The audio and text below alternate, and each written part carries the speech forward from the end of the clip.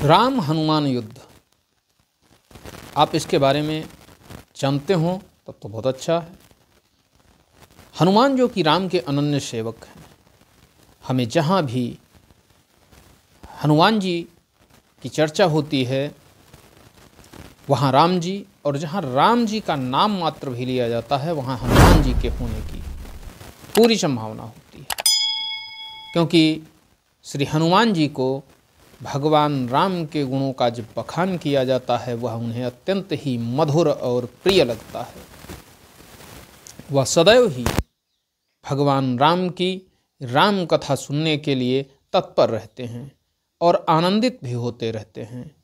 भगवान राम के जितने भी प्रिय हुए उन प्रिय में से ये अंजनी पुत्र पवन पुत्र हनुमान जी सबसे प्रिय हुए। मित्रों, हनुमान जी को श्री राम और जानकी के पुत्र का दर्जा प्राप्त है। तो आइए आज हम आपको सुनाते हैं कैसे हनुमान जी और श्री राम आपस में भिड़ गए। कौन सी ऐसी बात हुई कि श्री राम से ही श्री हनुमान जी महाराज को युद्ध करना पड़ा। बात उस समय की है जब प्रभु श्री राम रावण, कुंभकर्ण और मेघनाद इत्यादि का मर्दन करके अपने भाई श्री लक्ष्मण जी और जानकी जी के सहित अयोध्या नगरी पधारे। अयोध्या आने के बाद कुछ समय पश्चात उनका राज्याभिषेक होने की व्यवस्था की गई। महर्षि वशिष्ठ ने कहा कि अब आपका पुनः राज्याभिषेक होगा और उसके बाद आप अवध के अर्थात अयोध्या के राजा बन जाएंगे। जहाँ एक तरफ प्रभु श्री राम के राज तिलक की तैयारी चल रही थी, वहीं दूसरी तरफ किन किन को प्रभु श्री राम के राज तिलक में आमंत्रण भेजना था, इस पर भी विचार चल रहा था।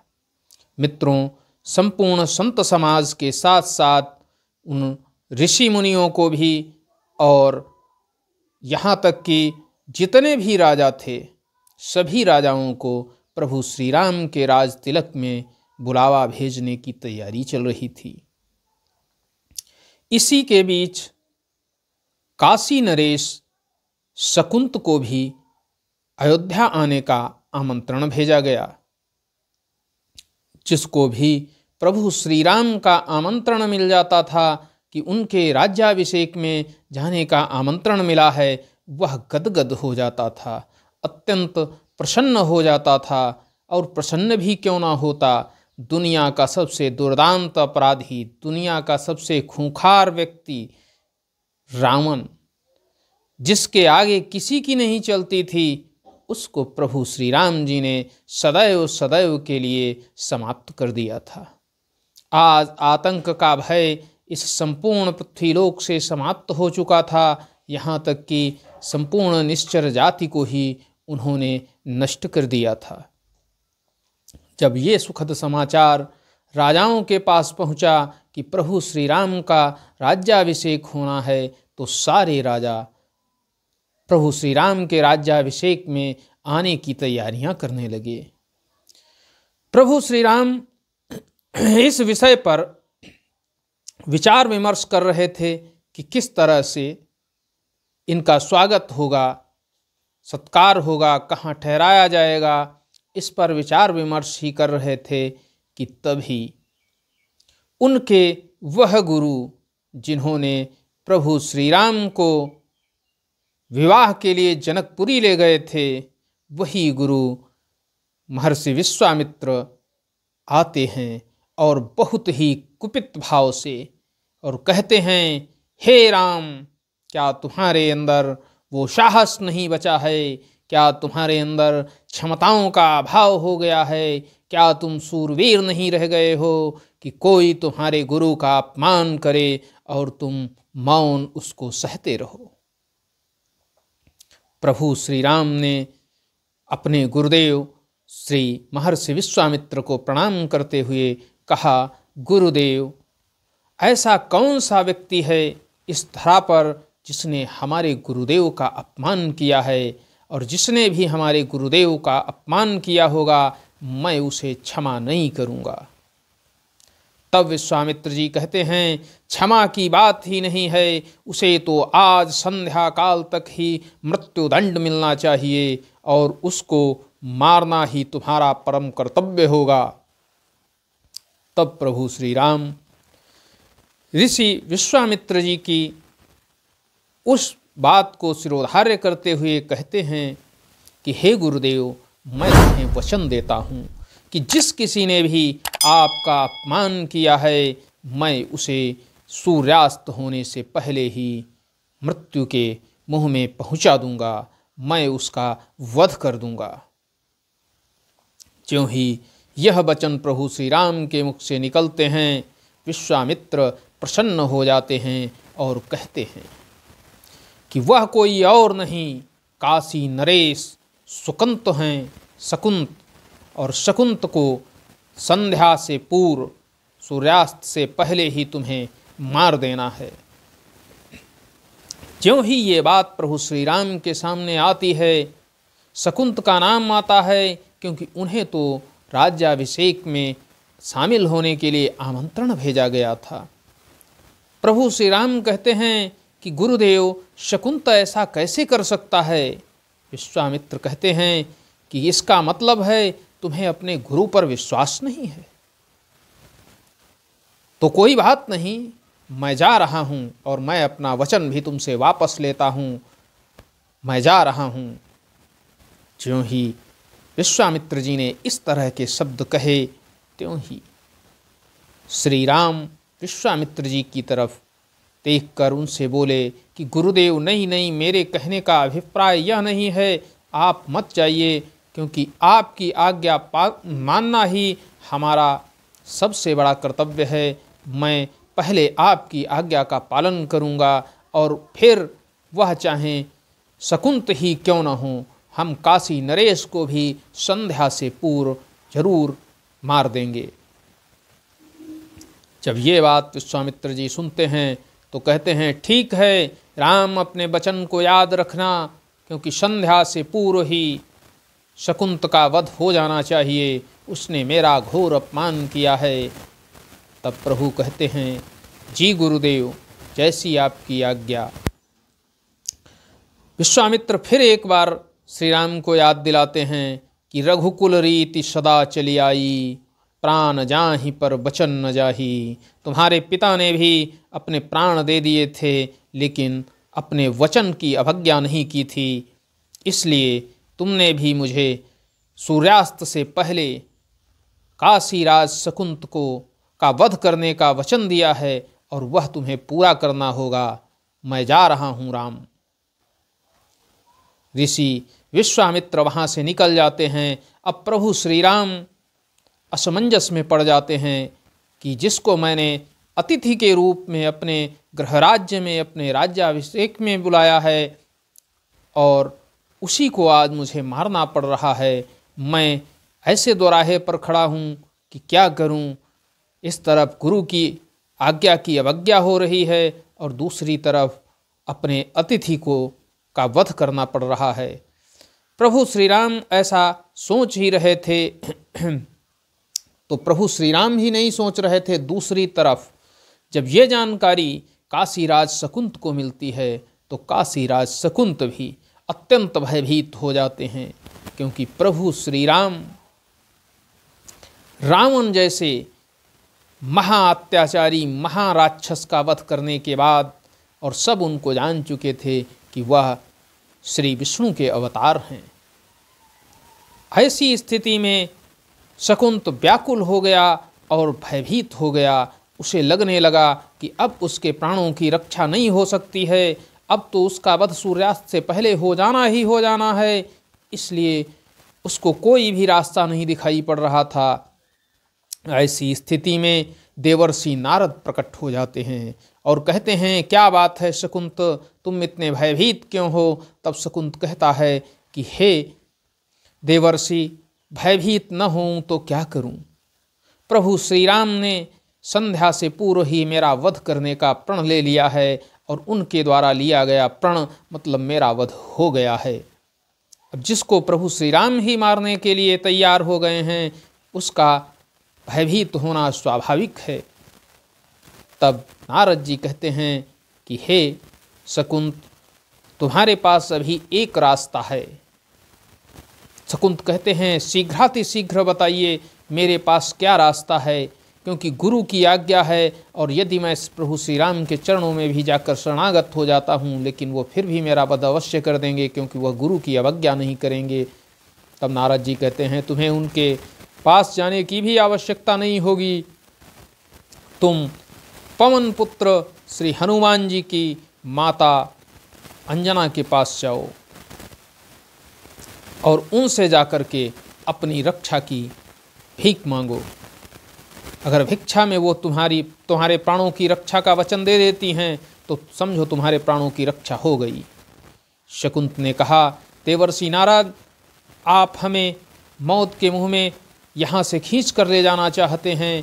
अरे माता अंजनी के पुत्र पवन पुत्र हनुमान जी, वह तो स्वयं प्रभु श्री राम के अनन्य भक्त ही नहीं बल्कि उनके पुत्र के समान हैं और उनके सामने जाने से पहले वह क्या मुझे क्षमा कर देंगे? वह तो हमको तुरंत ही पकड़कर प्रभु श्री राम के सामने उपस्थित कर देंगे और वह मेरा वध कर देंगे। तब नारद जी कहते हैं नहीं शकुंत, तुम माता अंजनी से ये वचन ले लेना कि मेरी रक्षा करो माता, मेरी रक्षा करो माता, मेरी रक्षा करो माता। जब वह तुमको ये वचन दे देंगी कि तुम्हारी रक्षा का मैं वचन लेती हूँ, फिर समझ लो तुम्हारी रक्षा हो जाएगी। ऐसी बात सुनकर शकुंत तुरंत ही माता अंजनी के पास पहुँच जाता है। माता अंजनी जब रक्षा करो माता के शब्द सुनती हैं तो वह कहती हैं कि हे पुरुष, हे युवक, तुम कौन हो? तुम्हें किससे भय है? तुम क्यों रक्षा की पुकार कर रहे हो? तब शकुंत कहता है कि हे माते, मैं बहुत ही बेसहारा हूँ, इस दुनिया में मेरा कोई नहीं है और मेरी सूर्यास्त से पहले हत्या होने वाली है और मेरी हत्या को आप ही केवल टाल सकती हैं, मेरा वध होने से केवल आप ही बचा सकती हैं, इसलिए मैं आपकी शरण में हूँ, आप मेरी रक्षा करो, आप मेरी रक्षा करो माता। माता अंजनी उनको वचन दे देती हैं कि ठीक है, उठ जाओ, मैं तुम्हारी रक्षा करूँगी, मैं तुम्हारी रक्षा करूँगी और मैं तुम्हें वचन देती हूँ कि मैं तुम्हारे प्राणों की रक्षा करूँगी। जब ऐसा वचन माता अंजना दे देती हैं तब अब अंजनी माता के द्वारा दिया गया वचन वो तो मिथ्या होने वाला नहीं था, क्योंकि स्वयं देवर्षि नारद बता कर गए थे। तभी श्री हनुमान जी अपनी माता को प्रणाम करने के लिए आते हैं और माता को देखते ही माता को प्रणाम करते हैं और गले लग जाते हैं। माता अंजना भी अत्यंत प्रसन्न हो जाती हैं और वह अपने पुत्र से कहती हैं कि हे हनुमान, तुम्हें मेरा एक काम करना होगा, तुम्हें मुझे वचन देना होगा कि मैं जो कहूँगी वो तुम करोगे।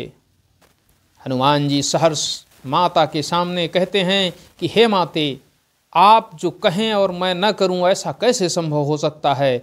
मैं आपको वचन देता हूं कि आप जो भी कहेंगी मैं वो करूंगा।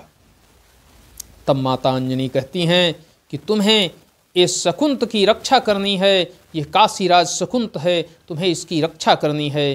ज्यों ही काशीराज शकुंत का नाम सुनते हैं श्री हनुमान जी, तो श्री हनुमान जी महाराज एकदम से अचंभित हो जाते हैं, क्योंकि उन्हें तो ज्ञात था कि आज संध्या से पूर्व ही प्रभु श्री राम काशीराज शकुंत का वध करने का वचन ले चुके हैं। असमंजस की स्थिति जब ज्यों ही श्री हनुमान जी के चेहरे पर दिखाई देती है, त्यों ही माता अंजनी कहती हैं कि हे पुत्र, अब लगता है तुमसे ये संभव नहीं हो पाएगा, इसलिए मैं तुम्हें वचन मुक्त करती हूँ और तुम जाइए, मैं इसकी रक्षा स्वयं कर लूँगी।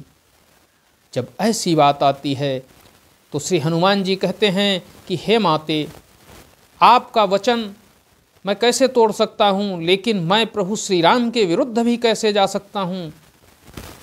तब माता अंजनी कहती हैं कि मैं मानती हूँ कि प्रभु श्री राम स्वयं ईश्वर हैं, श्री नारायण के अवतार हैं, लेकिन फिर भी मैं तुम्हारी माता हूँ और माता का वचन ईश्वर के वचन से भी श्रेष्ठ होता है, इसलिए तुम्हें मेरे वचन का पालन करना चाहिए। और फिर यह तुम्हारे ऊपर निर्भर करता है कि तुम किसके वचन का पालन करते हो। तब हनुमान जी ने कहा कि हे माते, मैं थोड़ा सा समय चाहता हूँ, मैं आपके वचन की पूर्ति अवश्य करूँगा, मैं आपके वचन की अवज्ञा नहीं करूँगा, मैं आपकी आज्ञा का पालन करूँगा, लेकिन मुझे कुछ समय दे दीजिए, मैं एक बार प्रभु श्री राम जी से मिलकर आ जाऊँ। तब माता अंजनी कहती हैं, तुम्हें मैंने वह समय दिया कि तुम जाओ और शीघ्रातिशीघ्र प्रभु श्री राम से मिल करके वापस आ जाओ। तब प्रभु श्री राम से मिलने के लिए श्री हनुमान जी महाराज पहुँचते हैं। तो प्रभु श्री राम बैठे होते हैं और प्रभु श्री राम को 3 बार लगातार श्री हनुमान जी प्रणाम करते हैं। तो 3 बार जब श्री हनुमान जी प्रभु को प्रणाम करते हैं तो प्रभु समझ जाते हैं कि कुछ तो दाल में काला लग रहा है। लगातार 3 बार प्रणाम करने का मतलब, तो कहते हैं हनुमान जी, प्रभु मैं कुछ आपसे मांगना चाहता हूँ। तब श्री राम कहते हैं कि हे हनुमान, तुमने आज तक मुझसे कुछ मांगा ही कहाँ है, मांगो, क्या मांगना है, तुम जो कुछ भी मांगोगे मैं तुम्हें दूंगा। तब श्री हनुमान जी कहते हैं कि हे प्रभु, जिसकी रक्षा मैं कर रहा हूँ उसे कोई ना मार सके। तब प्रभु श्री राम कहते हैं, हे हनुमान, बस इतना ही, जाइए, इस त्रिलोक में कोई भी नर, राक्षस, देवता कोई भी ऐसा नहीं है कि जिसकी तुम रक्षा कर रहे होगे उसे मार सके, उसे अभय मिल जाएगा। अब प्रभु श्री राम के इस वचन से बंधने के बाद श्री हनुमान जी प्रभु को प्रणाम करते हुए मुस्कुरा कर चल देते हैं। तब प्रभु श्री राम कहते हैं कि तुम कहाँ जा रहे हो हनुमान, तुम्हें तो यहाँ रहना चाहिए। तब श्री हनुमान जी कहते हैं कि हे प्रभु, अब मैं अपनी माता के वचन का पालन करने जा रहा हूँ। तब प्रभु श्री राम कहते हैं, माता का कैसा वचन, किस वचन का पालन करने के लिए तुम जा रहे हो। तब प्रभु श्री राम से श्री हनुमान जी कहते हैं कि मैं उस वचन का पालन करने जा रहा हूँ जिस श्री हनुमान जी महाराज कहते हैं कि मेरी माता ने सुमंत को अभयदान दिया है, शकुंत को, काशी नरेश शकुंत को अभयदान दिया है। और जब काशी नरेश शकुंत को अभयदान की बात करते हैं तब प्रभु श्री राम कहते हैं, अरे उसको तो संध्या से पूर्व उसका वध करने का मैंने प्रण लिया है, तो तुम उसकी तरफ से लड़ोगे क्या, तुम अपने स्वामी से युद्ध करोगे। हनुमान जी कहते हैं कि हे स्वामी, मैं आपसे युद्ध नहीं कर सकता हूँ, मैं तो आपके नाम का ही उच्चारण करूँगा और आपके नाम का उच्चारण करते करते ही मेरी विजयश्री सुनिश्चित हो जाएगी। हनुमान जी महाराज चले जाते हैं। इधर लक्ष्मण जी आते हैं और प्रभु श्री राम से पूछते हैं कि हे प्रभु, आप चिंतित क्यों हैं। तब प्रभु श्री राम श्री लक्ष्मण जी को बताते हैं कि आज मुझे श्री हनुमान जी से ही लगता लड़ना पड़ेगा। हनुमान जो कि मेरा अत्यंत प्रिय है और वह शकुंत की रक्षा कर रहा है, और यदि वह रक्षा कर रहा है तो ये सुनिश्चित हो चुका है कि वह शकुंत का वध नहीं होने देगा, और मुझे गुरु की आज्ञा के कारण शकुंत का वध अवश्य करना पड़ेगा। मेरे यह अमोघ तीर हैं जिनसे ऐसा न हो कि हमारे प्रिय हनुमान का भी वध हो जाए, लेकिन गुरु आज्ञा माननी ही पड़ेगी। संध्या का समय होने वाला होता है। तब प्रभु श्री राम एक तीर छोड़ते हैं और वह तीर ज्यों ही प्रभु शकुंत के पास पहुंचता है तो सामने श्री हनुमान जी प्रकट हो जाते हैं, और हनुमान जी को देख करके वो तीर हनुमान जी से प्रार्थना करता है कि हे हनुमान जी, मुझे शकुंत तक जाने दीजिए और मेरे लक्ष्य का भेदन करने दीजिए, मुझे श्री राम ने भेजा है। हनुमान जी श्री राम कहते हुए कहते हैं कि नहीं, जब तक मैं रास्ते में हूँ या तो मेरा भेदन करो, वरना तुम नहीं जा सकते हो। तो वह तीर पूछते हैं कि हे हनुमान जी, हम कहाँ जाएं। तब हनुमान जी कहते हैं कि तुम पुनः जिसने तुम्हें भेजा है उनके ही चरणों में जाओ और वहीं पर पहुँचना तुम्हारे लिए श्रेष्ठ रहेगा। तीर्थ वापस होकर के प्रभु श्री राम के चरणों के पास गिर जाता है। आकर के जब ऐसी स्थिति प्रभु श्री राम देखते हैं तो दूसरा तीर छोड़ते हैं और दूसरे तीर की भी वही स्थिति होती है, वह पुनः आकर के प्रभु श्री राम के चरणों में गिर जाता है।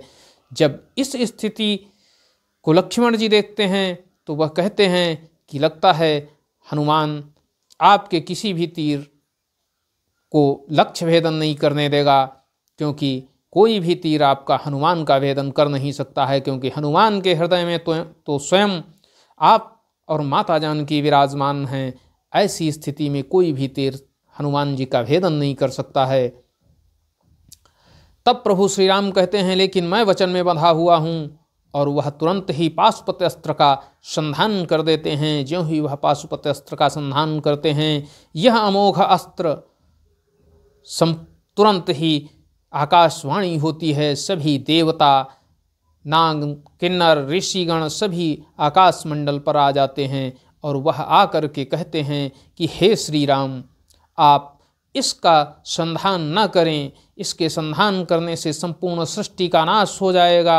आपका अवतार जिस सृष्टि की रक्षा करने के लिए हुआ है उसी सृष्टि का विनाश हो जाएगा। इसलिए आपसे यह अनुरोध है कि आप इस शस्त्र का प्रयोग न करें।